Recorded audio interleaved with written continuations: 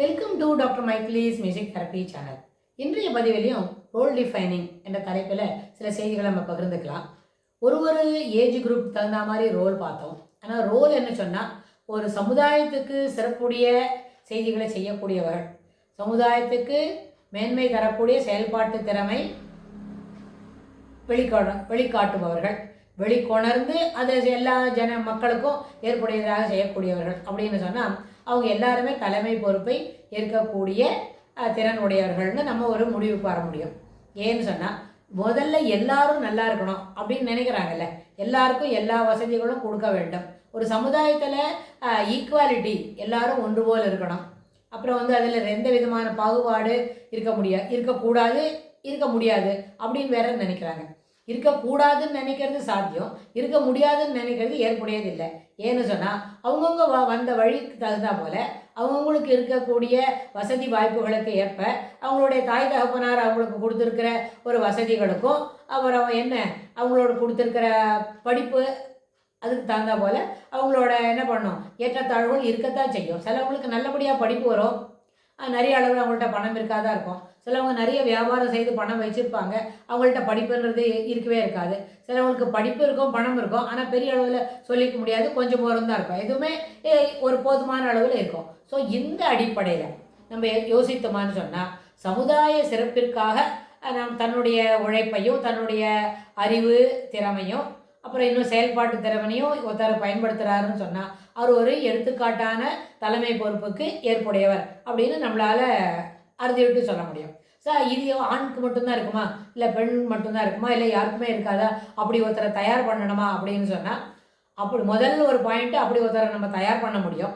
ஆனால் தயார் பண்ணால் கூட அவருடைய ஒரு காலத்தில் அந்த குணத்தின் மேலே அவருக்கு ஈர்ப்பு ஈடுபாடு ஏற்படவில்லை என்றால் அவரால் என்ன பண்ண முடியாது, ஒரு தலைமை பொறுப்பை ஏற்றுக்கொள்ள முடியாது. ஆனால் ராதர் அது இல்லாட்டி இன்ஸ்டன்ட் அப்படி ஒரு பார் போட்டு நம்ம பேச ஆரம்பித்தா, இயற்கையிலேயே சிலவங்க நினைப்பாங்க எல்லாரும் நல்லா இருக்கணும், நம்மளால ஆழ்ந்து ஒருத்தருக்கு செய்து கொடுக்கணும், ஒருத்தருக்கு நடக்க முடியலன்னா அவர் அப்படியே தூக்கி கொண்டு போய் ஒரு இடத்துல விட்டு வரணும்.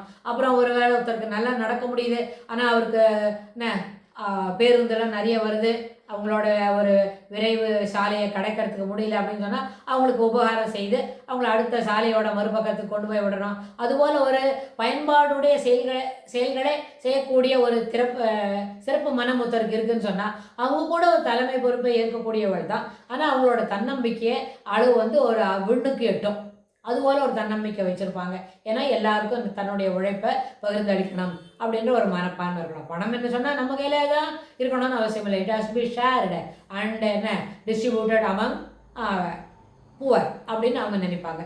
ஸோ இத்தகைய மனப்பான்மை ஒருத்தருக்கு இருக்குதுன்னு சொன்னால் அவர் கூட சிறப்பான ஒரு சின்ன குழுவானாலும் அந்த குழுவுக்கு தலைமை பொறுப்பை ஏற்று நடத்துங்க அப்படின்னு அவர்கிட்ட அந்த பொறுப்பு நம்ம கையில் கொடுத்தோமான சிறப்பாக அவர் செய்து முடிப்பார், செய்து கொண்டே இருப்பார். அவர் செய்கிற அந்த மிளறக்கூடிய அந்த திறமையை பார்த்து we can also assign him to continue the group leader-ஆ நீங்கள் தொடர்ந்து கொஞ்சம் நாளைக்கு இருங்க அப்படின்னு நம்மளால் சொல்ல முடியும். ஸோ இது எதை காட்டுறதுன்னு சொன்னால், சோஷியல் ஆஸ்பெக்ட்ஸில் தலைமை பொறுப்பை ஏற்கக்கூடியது என்பது எல்லாருக்குமே இருக்கணும்னு ஆசை இருக்கும்.